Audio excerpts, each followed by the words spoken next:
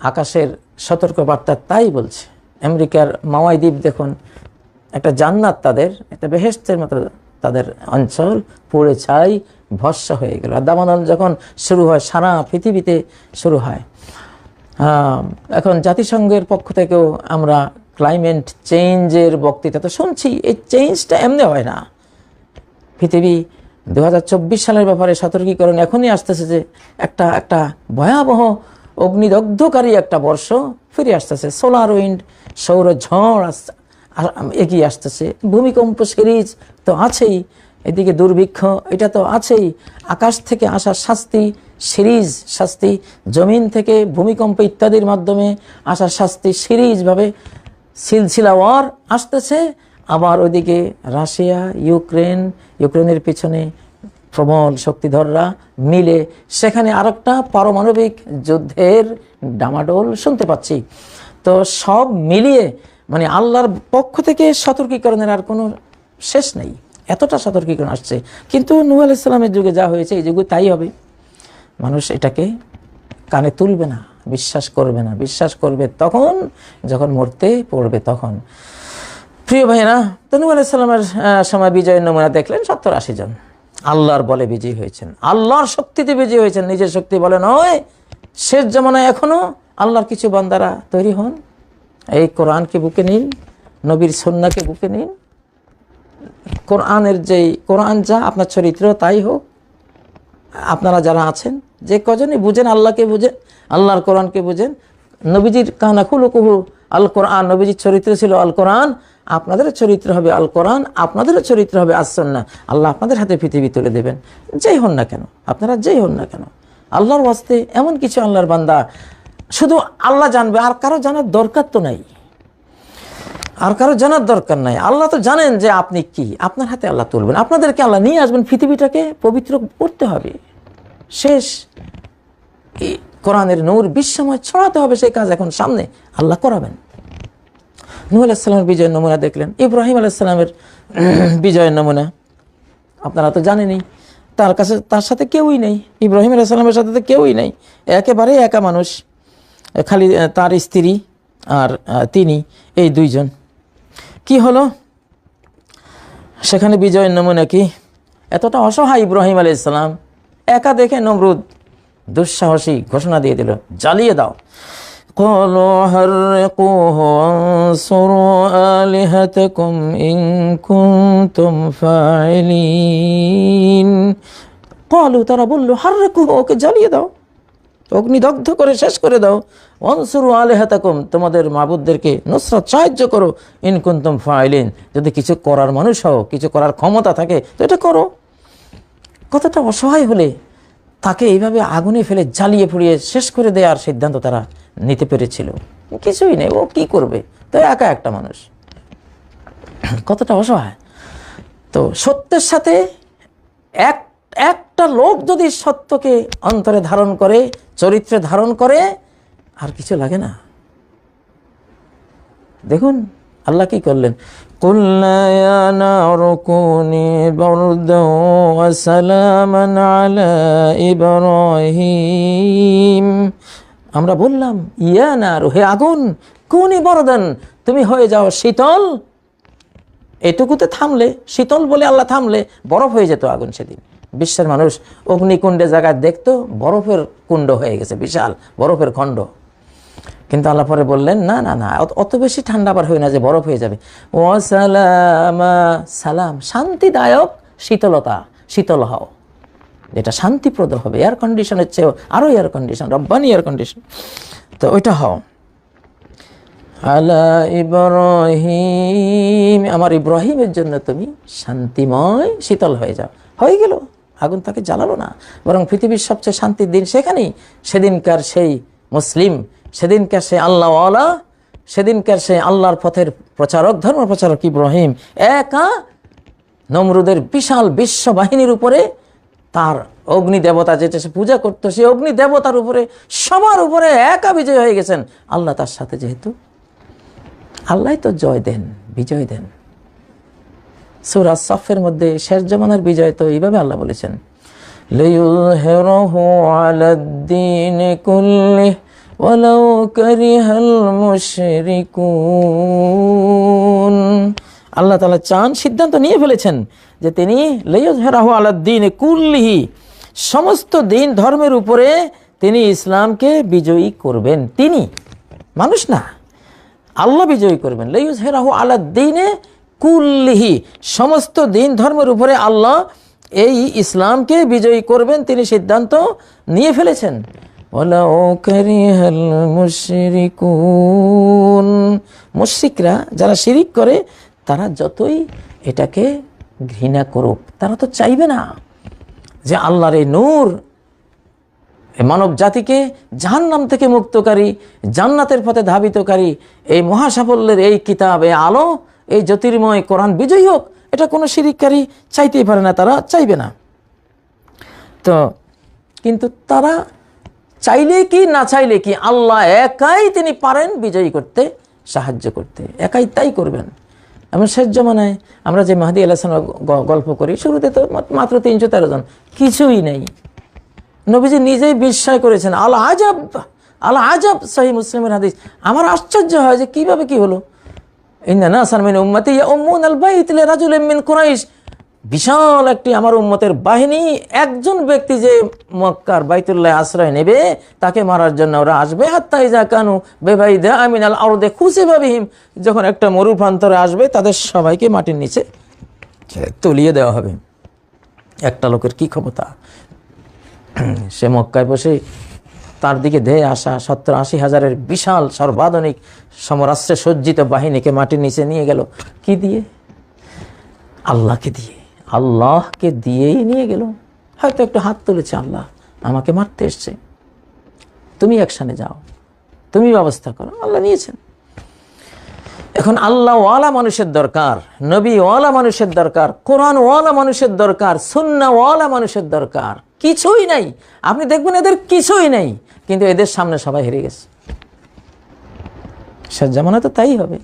313 জন, কিছুই নেই। নবীজি নিজে বলেছেন, লা আদাদ ওয়ালা উদ্দা ওয়ালা মানা, না কোনো ওদের সংখ্যা আছে যুদ্ধ করার মতো, ওয়ালা উদ্দা, না কোনো সমরাস্ত্র আছে যুদ্ধ করার মতো, না কোনো রসদ আছে, না কোনো টাকা পয়সা আছে, কিছুই নাই। ওয়ালা মানা, না কি তাদেরকে প্রতিরোধ বাঁচাবার জন্য তাদের কোনো সৈন্য সামন্ত আছে, কিছুই নেই। এই রকম দুর্বল অবস্থাতেই মহান আল্লাহ রাব্বুল ইজ্জাতুল জালাল তার কোরআনওয়ালা, সুন্নাহওয়ালা, আল্লাহওয়ালা, নবীওয়ালাদেরকে সাহায্য করেন। কেন করেন? যাতে মানুষ বুঝতে পারে কি দিয়ে এরা বিজয়ী হয়েছে।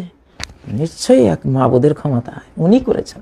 তখন মানুষ আল্লাহর প্রতি ভক্ত হবে, আল্লাহর প্রতি বিশ্বস্ত হবে, বিশ্বাস আনবে, আরও বেশি তারা ঈমানের দিকে আসবে। এই জন্য সত্যের জন্য সত্যই যথেষ্ট, হকওয়ালাদের জন্য হকই যথেষ্ট। দেখুন ইব্রাহিম আলাইহিস সালাম কতটা অসাধারণ, নূহ আলাইহিস সালামের তো তবু 70-80 জন ছিল, ওনার তো তাও নাই, খলিলুল্লাহর তাও নাই, একা।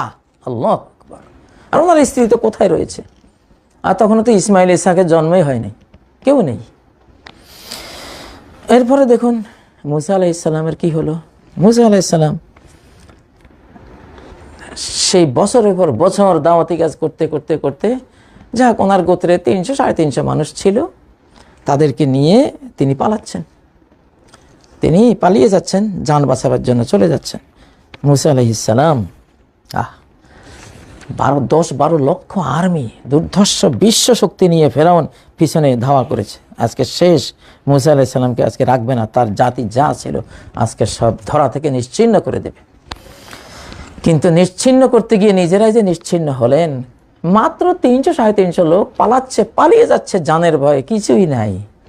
নবীর কাছে খালি লাঠি একটা আছে, ওদের কাছে তো কিছুই নেই, পালাচ্ছে। মোকাবেলা করার তাদের ক্ষমতা নেই।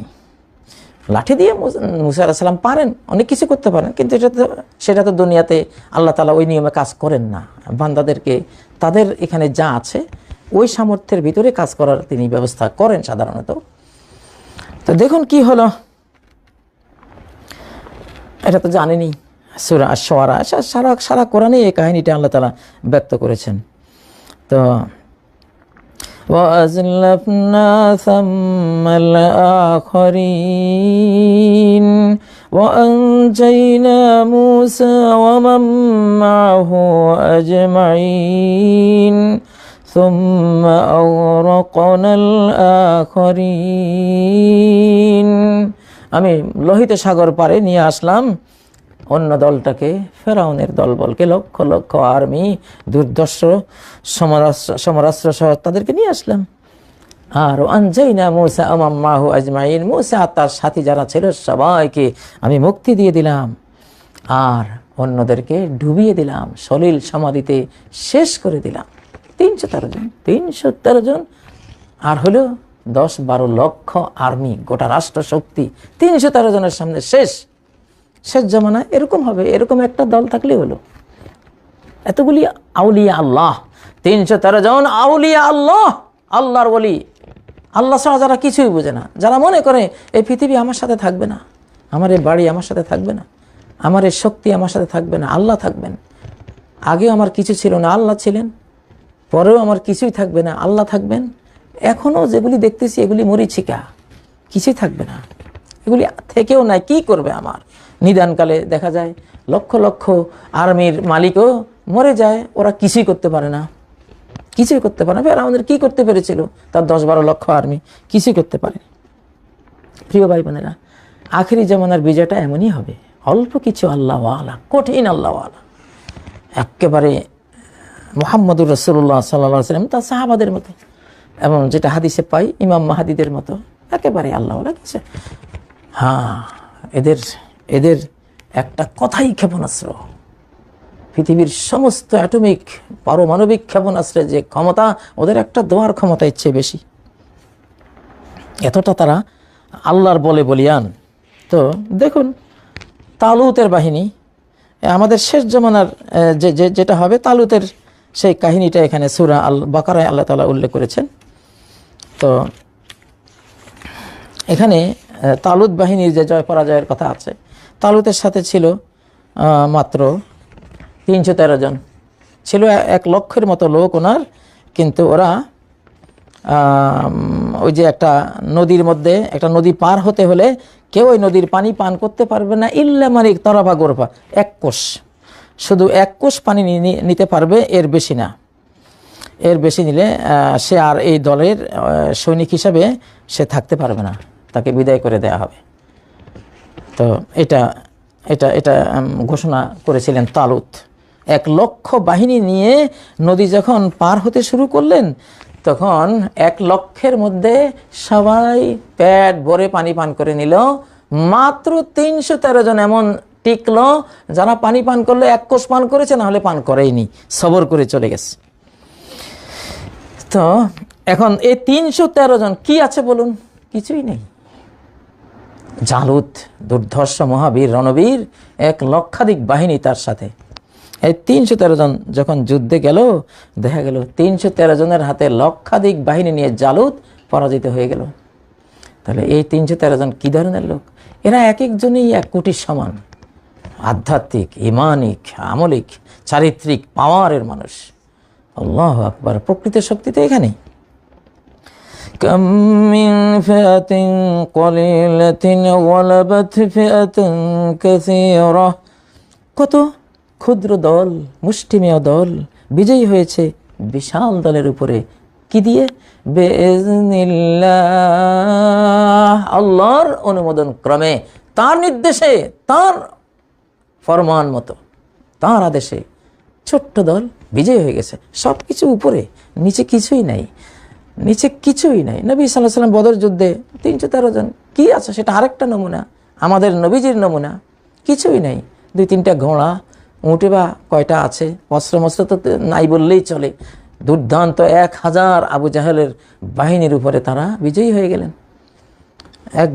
এক মুষ্টি বালি হাতে নিয়ে শাহাতিল উজু বলে কাফেরদেরকে ছুড়লেন, কাফেরদের চোখে 1 মুষ্টি ওই বালি প্রত্যেকটা কাফেরের চোখে গিয়ে আল্লাহ তাআলা লাগিয়ে দিলেন। আল্লাহ বলতেছেন, ওয়ামা রামাইতা ইয রামাইতা ওয়ালাকিন্নাল্লাহা রামা,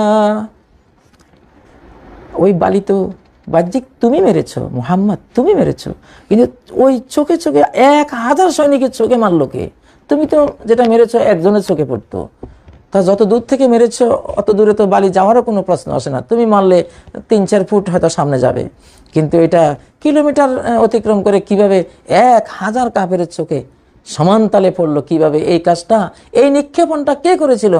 ওয়ালাকিন্নাল্লাহা রামা, আল্লাহই নিক্ষেপ করেছেন তোমার হয়ে। তুমি যেহেতু আল্লাহর, আল্লাহ তোমার। এই জন্য 313 জন, 70-80 জন বা একাই এমন লোক যারা আল্লাহর হয়ে গেছে, আল্লাহ তাদের হয়ে গেছে। কুনতু সামাউল্লাযী ইয়াসমাউ বিহি, নফল পড়তে পড়তে আমি যখন তাকে, আমার বান্দাকে ভালোবেসে ফেলি, আমি তার কান হয়ে যাই যে কান দিয়ে শোনে। ও বাসারাহুল্লাযী ইউবসিরু বিহি, তার চক্ষু হয়ে যাই যে চক্ষু দিয়ে সে দেখে। ও রিজলাহুল্লাতী ইয়ামশি বিহা, তার পা হয়ে যাই আমি যে পা দিয়ে সে হাঁটে। ও ইয়াদাহুল্লাতী ইয়াবতিশু বিহা, আমি তার হাত হয়ে যাই যে হাত দিয়ে সে ধরে। ওয়ালা ইন সাআলানি লাউতিয়ান্না, আমি কসম করে বলছি ও আমার কাছে যদি কিছু চায়, যা চায় আমি দেব তাকে সাথে সাথে। ওয়ালা ইন ইস্তাআযানি লাউইযান্না, ও যদি আমার কাছে বাঁচতে চায় তাকে আমি বাঁচিয়ে দেব। আল্লাহু আকবার। সহিহ বুখারীর বিশুদ্ধ সনদে বর্ণিত বিখ্যাত এই হাদিসটি দেখুন। তো এই জাতীয় লোক যাদের ব্যাপারে আল্লাহ বলছেন ওই আমি তার কান হয়ে যাই, মানে কি, আমি যা শুনতে ভালোবাসি তার কান সেটাই শুনতে ভালোবাসি। আমি কোরআন শুনতে ভালোবাসি, ও কোরআন শুনতে ভালোবাসে। এটার অর্থ, এটা হলো আমি তার কান হয়ে যাই। ও বাদ্য বাজনা গান ঘৃণা করে যেমন আমি ঘৃণা করি, ও ঘৃণা করে আমিও ঘৃণা করি। বাসারাহুল্লাযী ইউবসিরু বিহি, আমি তার চক্ষু হয়ে যাই যে চক্ষু দিয়ে সে দেখে, মানে কি, যেটা দেখলে আমার মনে কষ্ট লাগবে সেটা কখনো সে দেখে না। যেটা দেখলে আমি খুশি হব সেটাই সে দেখবে। আমি তার পা হয়ে যাই, মানে কি, তার পা সেদিকেই যাবে যেদিকে গেলে আমি খুশি হব। ও সিনেমা হলের দিকে ওই পা দিয়ে যাবে না, কারণ সে জানে এখানে গেলে আমি অসন্তুষ্ট হব। সে তার ওই পা দিয়ে মসজিদে যাবে, কারণ সে জানে ওই দিকে গেলে আমি খুশি হব।